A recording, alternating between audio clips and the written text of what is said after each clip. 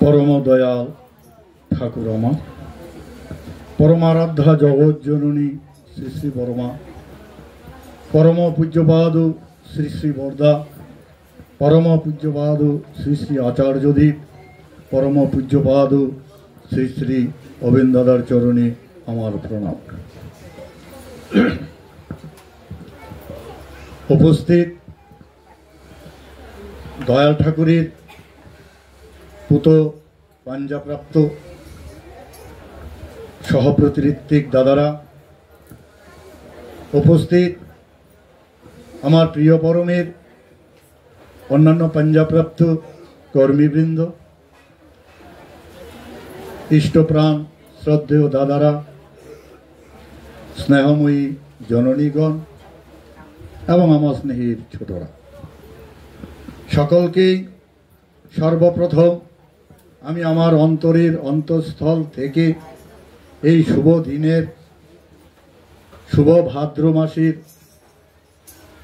যেই সৎসঙ্গ পবিত্র সৎসঙ্গ চলছে সেই সৎসঙ্গে উপস্থিত সকলকে আমি যথাযোগ্য স্থানে আমার প্রণাম নিবেদন করছি এবং ছোটদেরকে আমার সেই রানন্দিত জয়গুরু নিবেদন করছি।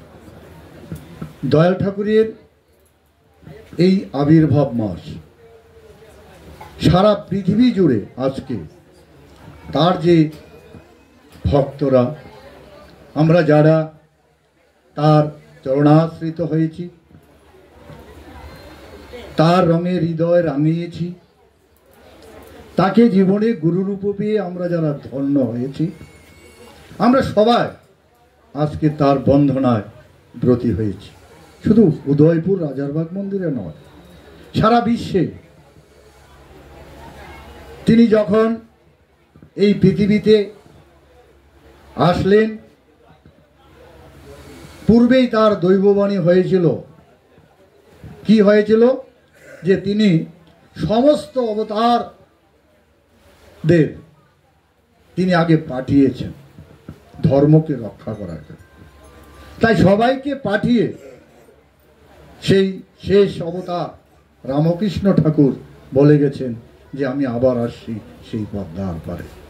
তাই তিনি এলেন নবরূপে 1295 সালের সেই শুক্ল ভাদ্র তালনবমী তিথিতে এই পৃথিবী সমস্ত কিছু জগৎকে আলোকিত করে সবার ইচ্ছা পূরণ করার জন্য যখন 33 কোটি দেবতার আহ্বান হলো তার আশার তখনই তিনি অবতীর্ণ হলেন সেই বাংলাদেশের পাবনা জেলার হেমায়েতপুর গ্রামে মাতা মনমোহিনীর ঘরে পিতা শিবচন্দ্র চক্রবর্তীর ঔরসে।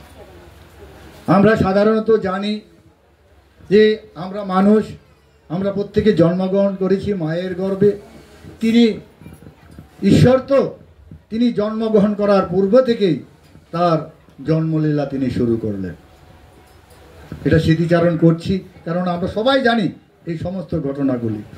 তারপরেও যেহেতু আজকে শুভ ভাদ্র মাস আমরা সেই আচার্যদেবের আশীর্বাদে সেই আঞ্চলিক সৎসঙ্গ করছি। উদয়পুর রাজারবাগের সমস্ত গুরু ভাই বোনেরা সেই সৎসঙ্গ আয়োজন করেছেন।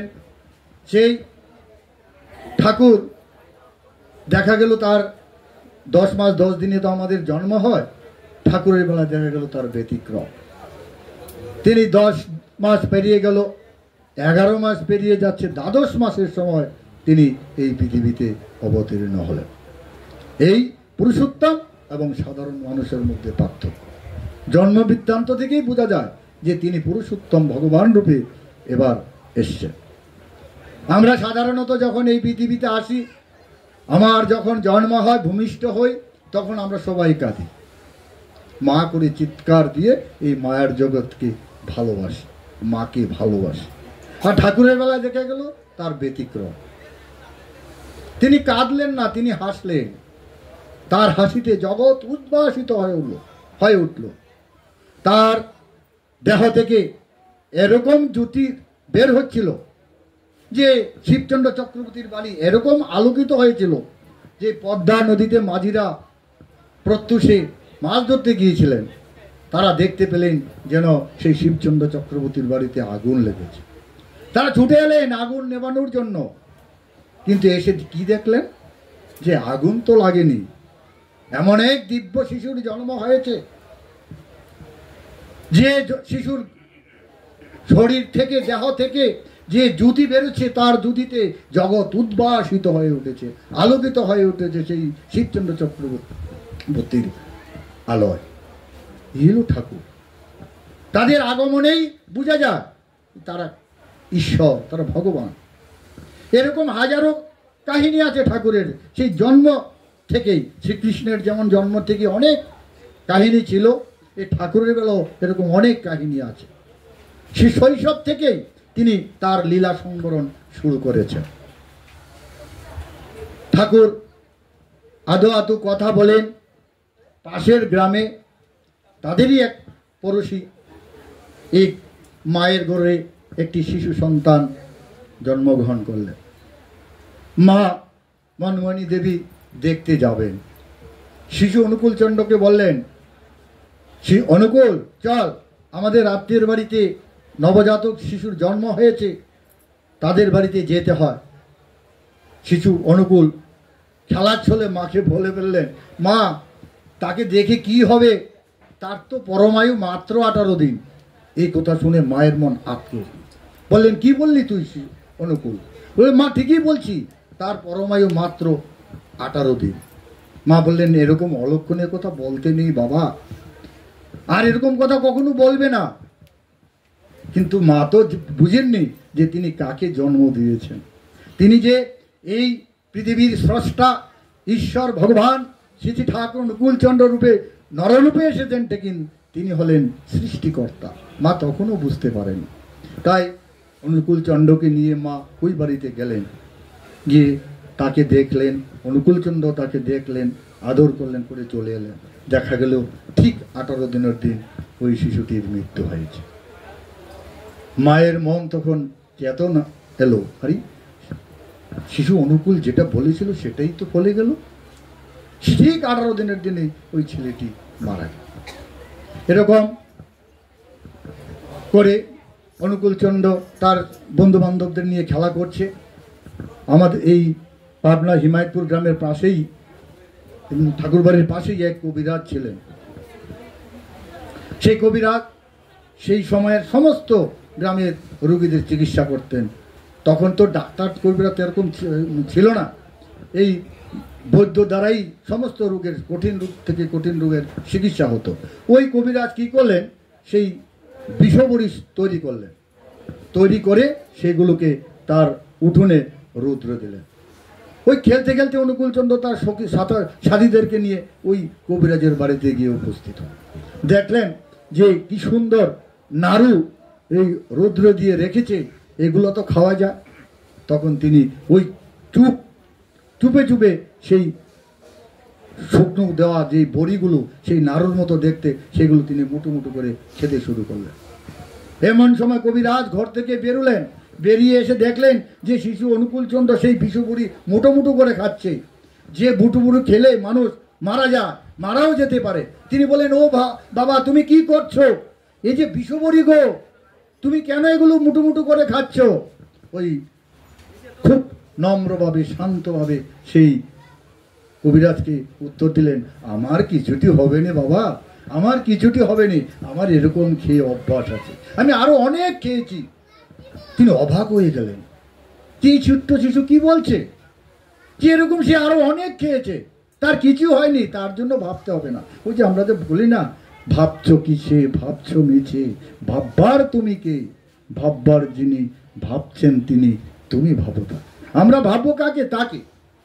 আমরা ভাগ্যবান যে কলির শেষে কলকি অবতার রূপে শ্রী ঠাকুর অনুকূলচন্দ্র পৃথিবীতে এসেছেন, তাকে গুরু রূপে পেয়েছি। আমরা ধন্য, এই আমাদের মানব জীবন ধন্য। একদিন শিশু অনুকূলচন্দ্র তার আর এই ঘটনাটা বলে আমি শেষ করবো। তার সখাদের নিয়ে পদ্মার পাড়ে খেলা করছেন আবমগানে। সেই সুদূর কৈলাস থেকে জটাধারী সন্ন্যাসী এসে উপস্থিত হলেন, কারণ তিনি সাধনাই করছেন তার দর্শন পাওয়ার জন্য। তিনি ধ্যানস্থ হয়ে জানতে পারলেন যার সাধনা তিনি করে চলেছেন তিনি এবার এসে গেছেন সেই পাবনা জেলার হিমায়তপুর গ্রামে পদ্মা নদীর পারে। তাই তিনি এসে সেই পদ্মা নদীর পারে আমবাগানে আশ্রম তৈরি করে সেই শিশু অনুকূলচন্দ্রকে সেই সিংহাসনে বসিয়ে পুজো করছে। তার সখারা দৌড়ে বাড়ি গিয়ে মাকে বলল, মা কোথা থেকে এক জটাধারী সন্ন্যাসী এসেছে, তিনি এসে সে অনুকূলচন্দ্রকে সিংহাসনে বসিয়ে পুজো করছে। মায়ের মন তো আটকে উঠল যে কি সর্বনাশ না হচ্ছে। মা সবাইকে নিয়ে দৌড়ে গেলেন, যে দেখলেন ঠিকই ওই ঋষি সেই সাধক তাকে সিংহাসনে বসিয়ে যে ফুল দুব্বা দিয়ে আমরা শ্রীকৃষ্ণের চরণে পুজো করি, শ্রী চৈতন্য মহাপ্রভুকে পুজো করি, এরকম করে সেই শিশু অনুকূলচন্দ্রের চরণে দিয়ে পুজো করছে। মা নত জানু হয়ে কর জুড়ে সেই সন্ন্যাসীর কাছে নিবেদন করলেন, হে সন্ন্যাসী, আমি জানি না তুমি কে, তুমি কেন আমার এই ছোট্ট শিশুটির অমঙ্গল করছো, তুমি তাকে এরকম করে কেন পুজো করছো?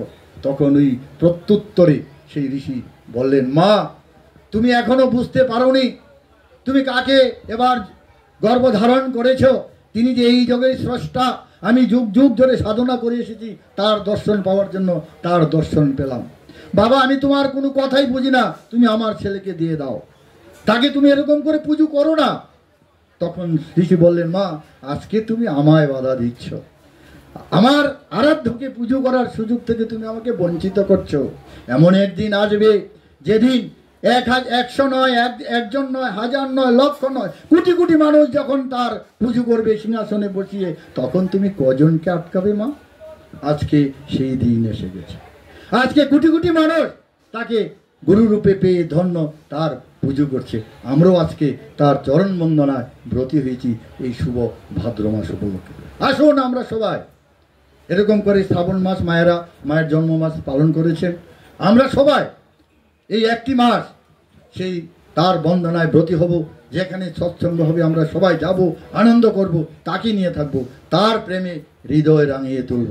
তাহলে পরেই আমাদের যে পৃথিবীতে আসার উদ্দেশ্য ঈশ্বর প্রাপ্তি, আমাদের ঈশ্বর প্রাপ্তি হবে যজন যজন ইষ্টভীতি স্বস্তিনী সদাচার এই পঞ্চবিধান পালন করার মধ্যে দিয়ে। আজকে রাজারবাগের সমস্ত গুরু ভাই বোনরা পরম দয়ালের এই পবিত্র সঙ্গের আয়োজন করেছেন, তাদের মনোবাঞ্ছা পূর্ণ হোক দয়াল ঠাকুরের রাতুল চরণে প্রার্থনা জানাচ্ছি উপস্থিত সকলের মঙ্গল। আপনারা সবাই সুখে থাকেন, ভালো থাকেন, থাকেন এই কটি কথা বলে আমি আমার সংক্ষিপ্ত আলোচনা এখানে শেষ করছি।